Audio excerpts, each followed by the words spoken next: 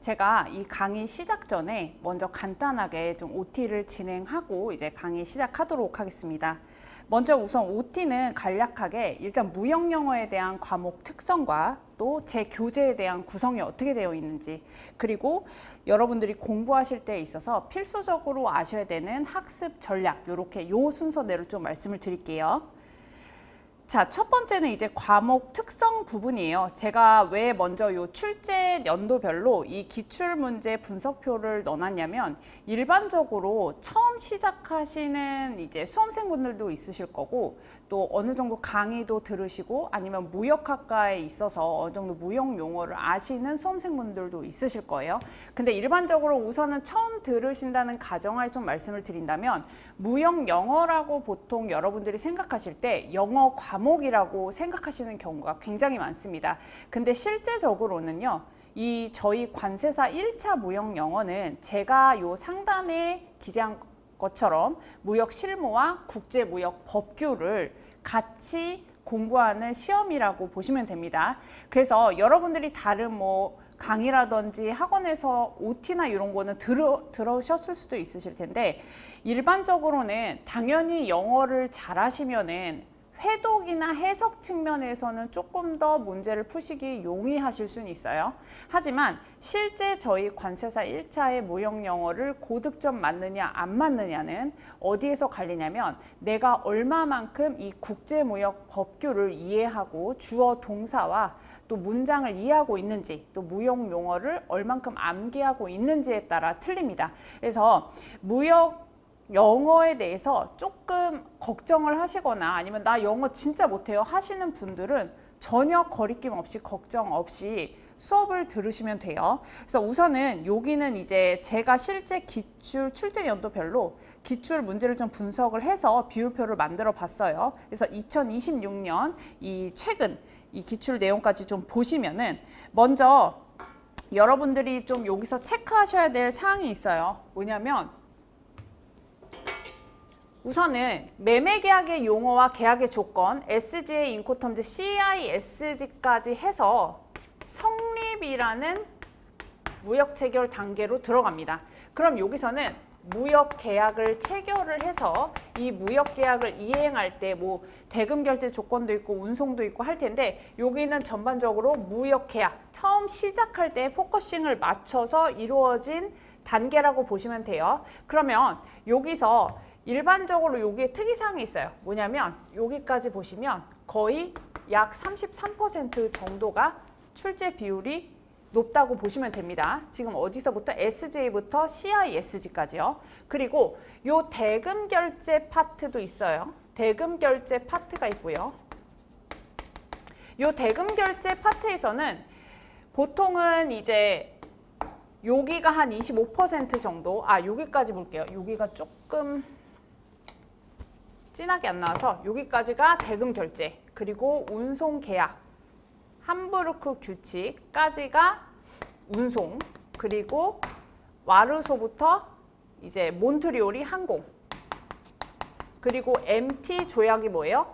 복합 운송이죠. 복합 운송이고, 그리고 나머지가 이제 종료, 이렇게 보시면 되는데, 잘 보시면은 성립 단계에서 34% 비율을 가지고 있는데, 여러분들이 인코텀즈하고 CISG에서 정말 많은 분석 비율을 가지고 있고요.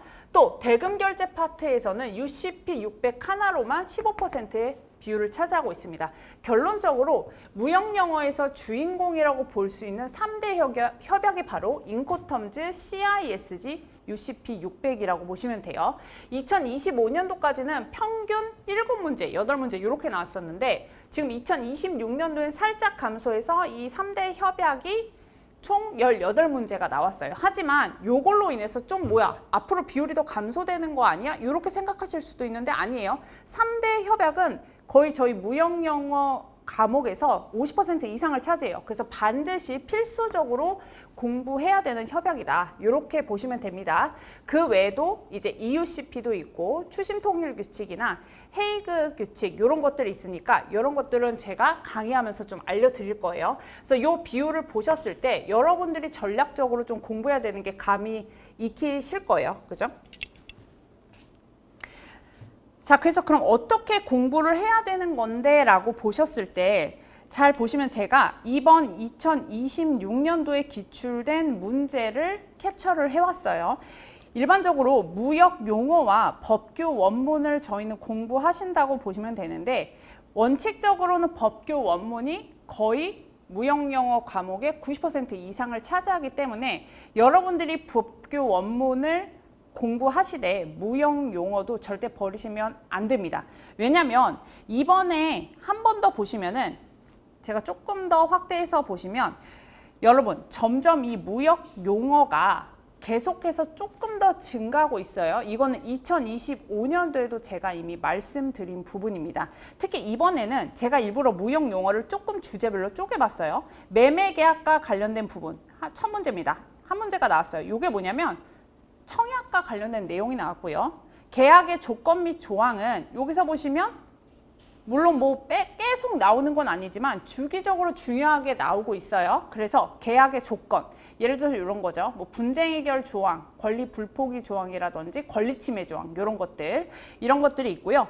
운송계약 용어와 절차도 제가 작년에도 계속 중요하다고 했어요. 이 운송계약 용어는 다 여러분들이 해석만 하면은 알 수 있는 내용들이에요. 근데 중요한 건 뭐예요? 내가 해석을 해서 내용은 알고 있는데 막상 선지에 나오는 무역 용어 단어를 암기를 못한다면 풀 수가 없겠죠. 그래서 이 각각의 내용에 해당되는 중요한 단어들은 암기가 필요하다. 그리고 밑에 보시면 그 외에 무역 용어는 두 문제 나왔습니다. 자, 보시면 문제가 다음에 해당하는 무역 용어로 올바른 것은 이렇게 나와요. 그래서 이런 걸로 두 문제가 나왔다. 그래서 대표적인 게 요 80번. 마지막 문제였죠. 26년도 무역 용어 마지막 문제 보시면 무역 용어에 관한 설명이다. 이에 해당하는 용어로 옳은 것은 그러면 여러분들이 이 내용을 봤을 때 내가 이해가 가. 근데 제일 중요한 건 뭐예요? 1번부터 5번에 해당되는 이 단어의 뜻을 모르면 몰라요. 그죠? 근데 제 교재에 다 나와 있어요. 그래서 여러분들이 공부하실 때 제가 작년에도 그러고 상권의 요 무역 용어를 풀 수 있게끔 다 만들어 놨고요. 실제 제가 이 중요한 무역 용어들은 옆에 영문으로 다 해놨습니다. 그래서 2025년도 때부터 설명을 해드리고 단어 암기하라고 했어요. 그래서 여러분들이 이런 거는 기초적으로 놓치지 마시고 체크해 가시면서 공부를 하시면 됩니다. 그리고 71번, 26년도 71번에 이렇게 나왔어요. 제가 이렇게 표시해드린 이유가 있어요. 여기서 보시면 제4조, 5조, 6조에 관한 내용으로 옳지 않은 것은 이라고 나옵니다. 좀 문제가 불친절해요. 왜요?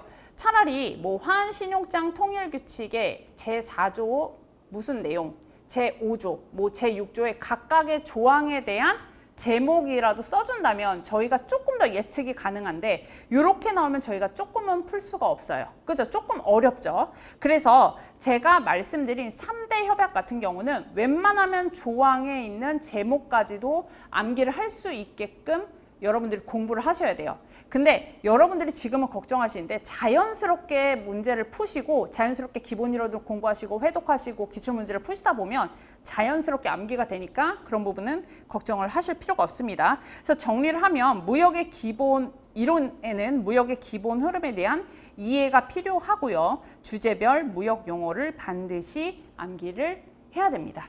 그리고 국제무역 법규 원문은 결국에는 협약과 법규가 같이 포함된 내용이라고 보시면 돼요. 예를 들어서 해상보험법은 법규지만 CISG는 비엔나 협약이죠. 그런 것들이 다 들어갔다고 보시면 됩니다. 그래서 세 번째 줄짓이죠. CISG 인코텀즈 UCP 600은 저희 시험의 50% 이상의 비중을 차지합니다. 한마디로 반드시 공부를 해야 됩니다. 근데 그럼 나머지 뭐 운송이냐 보험이냐 뉴욕 협약 이거 버리냐? 아니죠. 이런 부분은 빈출되는 내용으로 공부를 하시면 돼요. 빈출되는 내용으로.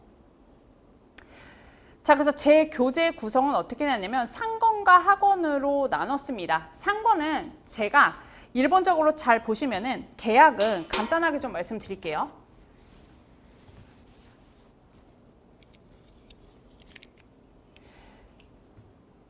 이 무역은 성립, 아까 말씀드렸던 대로 성립, 이행, 종료로 나눠요. 그죠? 여러분들이 이 틀을 가지고 공부하시는 게 굉장히 중요합니다. 자, 우리가 국내에서 뭐 당근이든 아니면 내가 네이버에서 뭘 팔던 간에 우리나라에서 판매하는 건 문제가 없어요. 왜? 택배도 너무나 체계가 잘 돼 있고 대금을 결제 받아야지만 어때요? 물품을 인도하기 때문에 수출자, 판매자 입장에서 위험이 그렇게 크지 않아요. 근데 이제 격지자 간의 거래로 생각을 해봅시다. 저희가 미국에 있는 어느 바이어와 계약을 체결을 한 거죠. 그래서 뭐 우리나라에 있는 뭐 장독대나 아니면 여러 뭐 반도체라든지 여러 가지 제품들이 유명하잖아요. 그런 걸 판매를 한다 생각해 봅시다. 그러면은 무역 계약을 먼저 체결을 하기 위해서 거래처 선정이라는 작업부터 할 거예요. 그죠? 목적 시장을 선정해서 거래처를 선정하고 청약을 통해서 승낙이 되면 계약이 이루어집니다. 그래서 무역 계약이 이루어져요. 그죠? 무역 계약이 이루어지게 됩니다. 그러면 이 계약을 이행하기 위해서는 어떻게 해요? 격지자 간의 거래이기 때문에 우선적으로 격지자 간의 거래면 일단 거리가 멀죠. 그죠? 두 번째는 통화가 달라요. 그죠? 그리고 운송 과정에서 위험이 발생될 수 있어요. 그래서 이행을 하기 위해서는 우리가 대금 결제라는 계약을 어떠한 통화로 결제를 할 건데, 그죠? 어떠한 결제 방식으로 결제를 이행을 할 건데 하는 대금 결제. 또 운송 계약도 하겠죠. 운송 계약. 그리고 운송 중에 위험이 발생했을 때 그 보상금에 대해서 어떻게 할지. 그래서 보험 계약. 이렇게 체결을 합니다. 그죠? 그래서 이 이행 단계를 통해서 어때요? 결국에 물품이 다 운송됐어요. 그래서 종료 단계로 가면